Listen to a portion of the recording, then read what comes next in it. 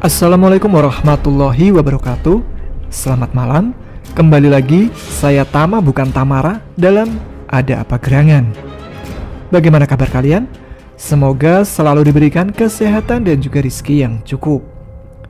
Kembali lagi kali ini sebuah cerita pendakian mistis dari salah satu gunung yang ada di Jawa Barat, yaitu Gunung Salak. Tapi sebelum kita mulai ceritanya, kita doa dulu ya.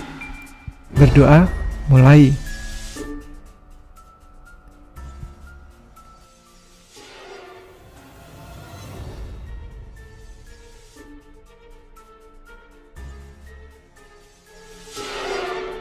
Berdoa selesai.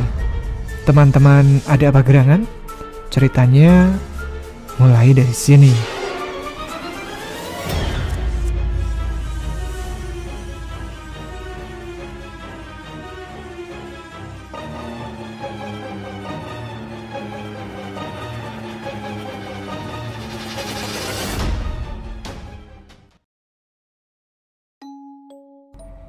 Perkenalkan, aku Ferdi.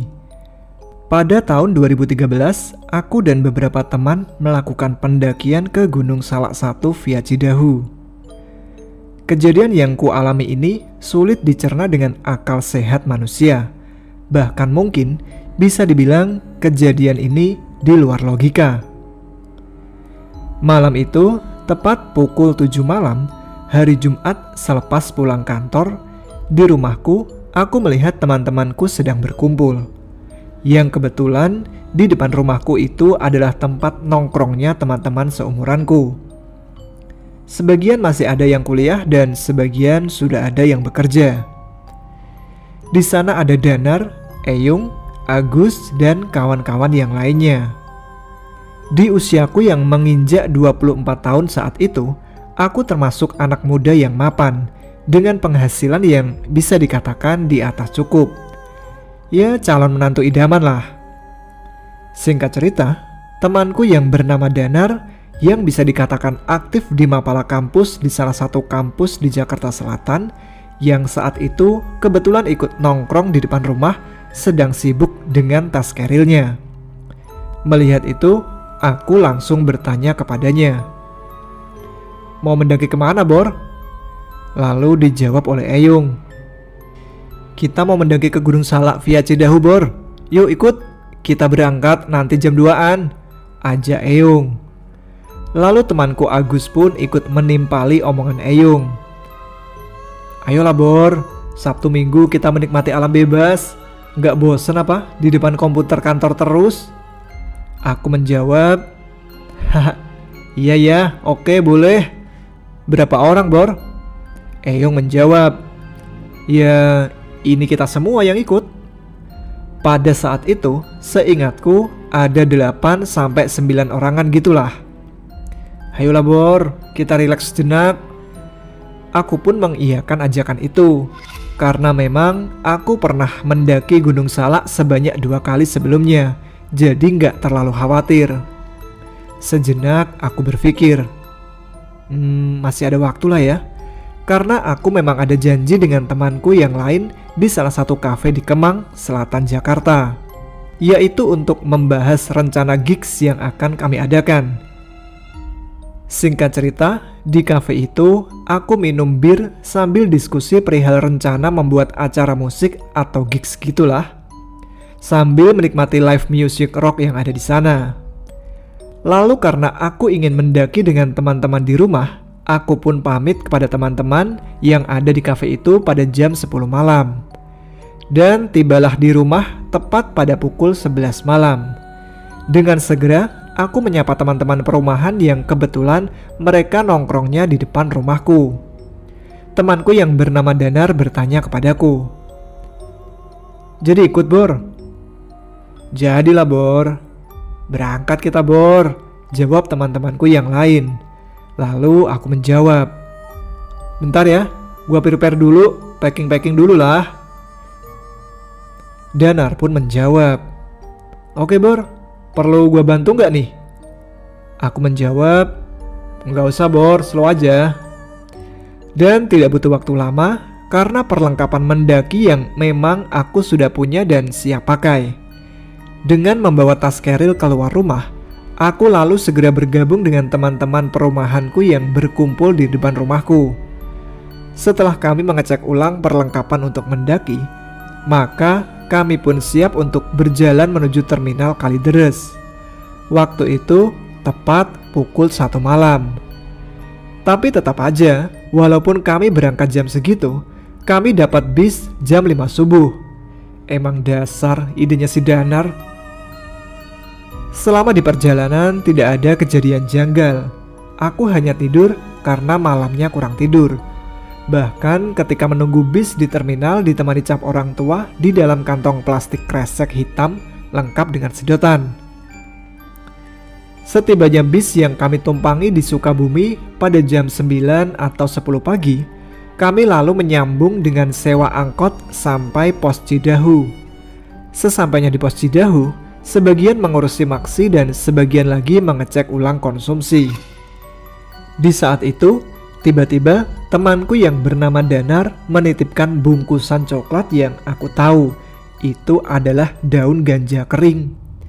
Lalu dia pamit untuk mandi, dan aku pun berniat ingin mandi juga.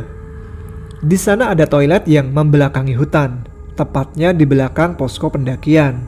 Karena pada saat itu yang aku rasakan adalah gerah yang betul-betul gerah sampai keringetan. Bingungnya, teman-temanku yang lain malah kedinginan. Aku pun bergegas ke toilet, bermaksud untuk mandi. Dan ketika aku sampai di toilet, aku melihat ada sosok kakek-kakek memakai baju hitam dengan celana di bawah lutut yang berwarna hitam juga, lengkap dengan ikat kepala berwarna hitam juga. Mungkin lebih mirip seperti petani atau warga zaman dulu, seperti yang pernah terlihat di film-film Majapahit atau Angling Dharma atau apalah sejenisnya yang ada di TV. Atau mungkin lebih seperti dukun kali ya penampilannya. Si kakek itu berjalan dari balik pepohonan besar ke arahku. Sambil membawa cangkul, dia menghampiriku dan berdiri di depan pintu toilet dengan mata melotot menghadapku. Seketika dia berucap, "Jangan kotori tempat kami. Siapapun dia yang berkunjung ke wilayah kami, maka dia harus ikut peraturan yang berlaku di wilayah kami," katanya sambil matanya melotot. Di situ aku masih berpikir positif. Halu kali ya itu orang karena kecapean dari ladang. Orang mau mandi, mau bersih-bersih, malah diomelin, dibilang mau ngotorin lah. Aku yang masih belum sadar akan peringatan itu masih tetap santai dan stay cool aja. Aku pikir si kakek itu ingin menggunakan toilet juga. Seraya aku berucap kepada kakek itu, "Silakan duluan kek," sambil jari jempolku menunjuk ke pintu toilet. Tapi si kakek itu tidak menjawab. Ternyata salah dugaanku. Kakek itu hanya mencuci cangkulnya di keran air yang ada di samping. Lalu seperti orang mengasah cangkul dengan batu hitam di tangan kanannya, sambil menyirami cangkulnya dengan air. Sambil matanya terus melotot ke arahku, padahal cangkulnya yang saat itu tidak kotor sama sekali. Karena nggak mau ambil pusing, aku masuk aja ke toilet. Selesai mandi, aku cari si kakek aneh tadi, namun sudah tidak ada lagi di tempat dia tadi mencuci cangkulnya. Aku lalu bergegas bergabung dengan teman-temanku di depan pos pendaftaran. Dengan segera aku menanyakan ke petugas pos jaga, "Emang di belakang ada kebun atau sawah milik warga ya Kang?"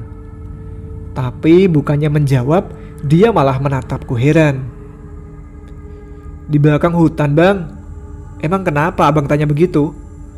Aku menjawab, "Gak apa-apa Kang, tanya aja." Lalu salah satu petugas itu berucap kepadaku, "Bang, abang kan dari Jakarta kan? Saya pesan jangan berbuat aneh-aneh di tempat asing, apalagi hutan lindung ya." Aku menjawab, "Oke bang, pesanan siap diantar," sambil ketawa lalu menawarinya rokok yang sedang aku pegang. Tapi dia menolaknya. Lalu aku diam sejenak memikirkan kejadian aneh tadi. Aku cuman berucap dalam hati, "Ah, mungkin orang stres kali tadi. tekanan dari keluarga atau apalah itu. Taulah. Batinku nggak mau ambil pusing. Bergegas aku merapikan tas keril agar lebih nyaman ketika mendaki. Setelah semua administrasi selesai, maka kami mulai pendakian. Tapi kami lupa untuk berdoa terlebih dahulu. Jangan ditiru ya. Pendakian pertama yaitu jalan beraspal mulus dari kantor pengelola hingga ke gerbang rimba. Meski beraspal, jangan menganggap remeh trek tersebut. Jalan tersebut terbilang sangat menanjak. Panjangnya pun sekitar 1,5 km dengan kemiringan mencapai 45 derajat. Sebagian pendaki menganggap jalan aspal tersebut sebagai pemanasan sebelum menjajal jalur salak yang sesungguhnya. Setibanya kami di gerbang rimba atau pos kancil menuju pos bajuri, terlihat pintu masuk pendakian. Sebuah papan besi tua dan berlumut sedikit menambah kesan mistis dari Gunung Salak ini. Dan dari pintu inilah pendakian salak yang sebenarnya baru dimulai.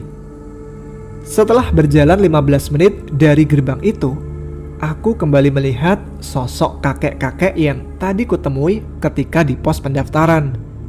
Dia berdiri di balik rimbunnya hutan sambil menatapku tajam. Telunjuknya menunjuk ke arahku. Aku lihat mulut kakek itu bergerak seperti orang yang berucap, tapi entah apa yang diucapkannya. Aku sendiri gak mengerti, tapi seperti orang yang sedang marah-marah. Namun tetap aku abaikan. Kami terus berjalan dan sesampainya di pos bajuri, kami istirahat untuk merokok. Dan di situ Danar membakar sebuah lintingan dan menghisapnya. Setelah itu Danar berucap, "Lanjut jalan yuk." Setelah kami berjalan dan melalui persimpangan yang ke kiri ke kawah, dan kami pun mengambil arah jalan yang ke kanan untuk menuju ke puncak Salak 1. Tapi aku merasa ada yang janggal di situ. Kok si kakek tua tadi tiba-tiba ada lagi di atas jalur pendakian? Dan anehnya, dia membawa beberapa ekor kambing di depannya, masih sambil menatapku tajam seperti orang marah. Aku memberanikan diri untuk nyamperin kakek itu dengan tujuan mendekatinya dan menyapa kakek tua itu. Aku berjalan ke arahnya hingga tak sadar aku keluar dari jalur pendakian. Seketika kakiku terperosok. Ternyata itu adalah jurang yang untungnya di bibir-bibir jurang atau tebing itu tidak terlalu dalam. Di sana ditumbuhi pohon yang tidak terlalu besar. Aku tergelincir sampai 4 meter ke jurang, tapi untungnya tas kerilku nyangkut di pohon, sehingga dapat menahan tubuhku agar tidak terperosok lebih dalam lagi. Setelah kejadian itu, dengan pandangan samar, aku melihat ternyata kakek-kakek itu dan kambingnya melayang di atas daun-daun seperti layangan, gengs. Di luar logika banget kan? Aku melihat ke atas, nampak teman-temanku meneriakiku. Tapi seketika itu, pandanganku kabur dan saat itu aku hilang kesadaran. Di situ aku antara mimpi dan kenyataan. Kakek tua berbaju hitam sambil membawa cangkul datang menghampiriku dengan mengulurkan cangkulnya itu sebagai pegangan agar aku bisa naik ke atas. Tapi di luar dugaan, ketika aku gapai cangkul itu, kakek itu malah melepas cangkulnya. Lalu dia mendorong sebuah batu yang cukup besar ke arahku, sehingga batu itu menimpa dan menutupi dada dan tangan kiriku dan sebagian wajahku. Posisinya seperti memeluk batu besar itu sambil melayang dan batu itu berada di atasku.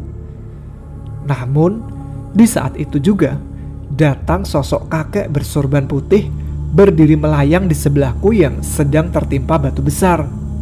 Aku sendiri tidak tahu dari mana munculnya sosok kakek bersorban itu datang. Tiba-tiba dia mengulurkan tangannya untuk aku gapai sambil tersenyum kepadaku. Seraya dia berkata kepada sosok kakek tua pembawa cangkul itu, "Tugasmu di sini hanya menjaga wilayahmu, bukan untuk mengakhiri hidup anak ini." Seketika dia berucap juga, "Hadapi aku jika memang kamu menginginkan anak ini." Lalu si kakek bersorban itu mengangkat tangan kanannya, seperti meminta sesuatu ke atas. Aku melihat cahaya putih dari tangan kanan kakek bersurban putih itu layaknya kiai atau syekh. Tangan kirinya masih memegang tanganku sambil berucap, "Sabar ya Cuk, sebentar saya selesaikan masalah kecil ini." Seketika cahaya putih di telunjuk tangan kakek bersurban itu membesar dan melesat ke tubuh kakek-kakek yang membawa cangkul dan baju hitam itu. Di situ aku melihat tubuh si kakek pembawa cangkul terpental dan seketika berubah menjadi sosok bungkusan putih kumal dengan beberapa bercak darah dengan bau amis bercampur bau bangkai. Sambil teriak dan suaranya berubah menjadi geraman yang menakutkan. Sumpah, serem banget suaranya. Kakek itu berubah menjadi pocong. Lalu si kakek bersurban dengan mudah meniup batu besar yang menutup tubuhku itu. Seketika menjadi batu-batu kecil layaknya kerikil, seraya berucap padaku, "Itulah wujud asli makhluk itu, Cuk. Pulanglah, Cuk. Di sini bukan tempatmu. Hidupmu masih panjang, masih banyak urusan yang kamu harus selesaikan," kata kakek bersurban sambil tersenyum. Sekarang kita beralih dari sudut pandang teman-teman sependakianku. Jadi pada saat kami ingin melanjutkan pendakian setelah berhenti, si Iyung berucap, "Bor, masih kuat? Muka lu pucat banget. Kalau lihat hal aneh jangan diladenin, Bor. Cuekin aja. Di sini ini memang habitat mereka." Lalu mereka melihat aku berjalan keluar jalur dan seketika itu aku jatuh ke jurang yang memang kiri dan kanan jalur pendakian itu adalah jurang. Lalu teman-temanku pun panik. Danar dan yang lain pun turun untuk mencari bantuan. Sesampainya di jalur aspal sebelum masuk pos kancil, Danar menemukan seseorang membawa mobil pick up. Lalu dia menghampiri sopir itu dengan nada panik meminta tolong dan menceritakan keadaanku yang terperosok di jurang. Lalu si sopir itu turun dan membawa tali tambang besar yang tergulung di atas mobil pick up-nya. Sesampainya di atas tempat aku jatuh tadi, tambang itu dililitkan ke pohon besar dan ujung satunya lagi diikatkan ke tubuh Danar untuk turun ke jurang dan mengangkatku ke atas. Selesai proses evakuasi itu, tubuhku mengejang dengan hebat sambil aku menggigit lidah seperti orang yang menahan sakit. Lalu temanku Seeyong memasukkan jarinya ke mulutku agar lidahku tidak putus. Lalu aku dibopong ke bawah, dinaikkan ke mobil pick up itu untuk dibawa turun ke posko pendakian. Pada saat dibawa ke posko itu, aku belum juga sadar. Singkat cerita, aku pun tersadar dan berucap ke teman-temanku, "Gua di mana, Bor?" Seketika itu, pikiran aku blank. Aku lupa semua yang sudah aku alami. Bahkan, aku lupa siapa saja pada saat itu teman-temanku. "Udah, Bor, istirahat aja." Lalu teman-temanku berinisiatif untuk membuka tenda karena saat itu sudah mau jam 6 sore. Kami memasang tenda di dekat aliran kali. Memang ada campground dekat posko pendakian itu. Lalu teman-temanku membuka tenda dan menyiapkan perlengkapan masak. Aku hanya duduk bengong di situ, ditemani Eyung dengan wajah cemasnya. "Apa yang lo rasain?" Aku berucap. "Sorry ya, kita jadi batal ke puncak, Bor." Eyung berucap. "Udah, Bor, gak usah dibahas." Agus berkata. "Lagian di sini kita camping juga kan? Enak lagi, depan kita ada air yang mengalir, Bor." Agus bertanya. "Gimana keadaan badan lu sekarang, Bor?" Aku menjawab. "Tangan gue sakit, Bor. Rasanya kayak habis ketimpa batu yang besar banget." Bahkan ketika aku ditanya, "Bor, logistik di carry lu?" Aku hanya menjawabnya dengan bengong tanpa kata sambil memegang teh manis hangat yang si Danar berikan. "Udah, lu masuk tenda aja, tidur. Gak usah dipikirin, besok siang kita pulang."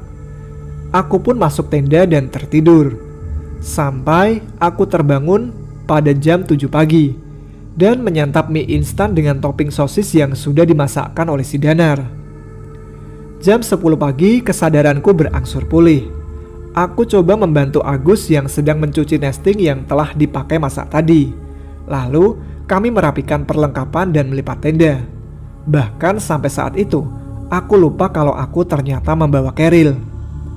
Lalu aku kembali pingsan, dan ketika tersadar, aku sudah di Jakarta. Dan semuanya seakan tidak terjadi apa-apa. Sampai sekarang, aku masih belum bisa mencerna kejadian itu. Semua terasa seperti mimpi singkat yang benar-benar singkat. Aku seperti menyaksikan pertarungan dalam game. Aku memang bisa merasakan keadaan mereka yang tidak terlihat, tapi aku terkendala untuk berkomunikasi dengan mereka yang tidak terlihat. Ambil sisi positif dari kejadian ini. Setiap kita berkunjung ke tempat manapun, maka sadarlah kalau kita itu tamu, dan setiap wilayah atau daerah punya aturan yang sudah ditetapkannya. Maka seharusnya kita bersikap santun selayaknya tamu yang bertamu. Hargai mereka yang lebih dulu ada di tempat itu, walaupun mereka tidak terlihat. Terima kasih untuk Mas Tama yang sudah membacakan cerita tentang pengalamanku ini. Dan jangan bosan ya, karena aku masih ada beberapa cerita pengalamanku saat mendaki, bahkan saat tugas kerja di Pontianak yang hampir merenggut nyawaku. Terima kasih.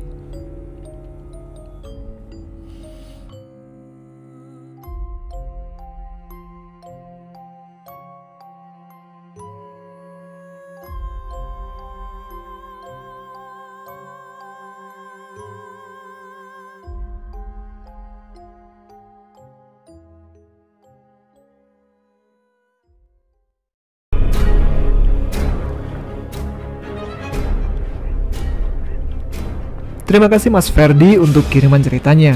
Ditunggu kiriman cerita selanjutnya, dan semoga Mas Ferdi selalu dalam keadaan sehat walafiat.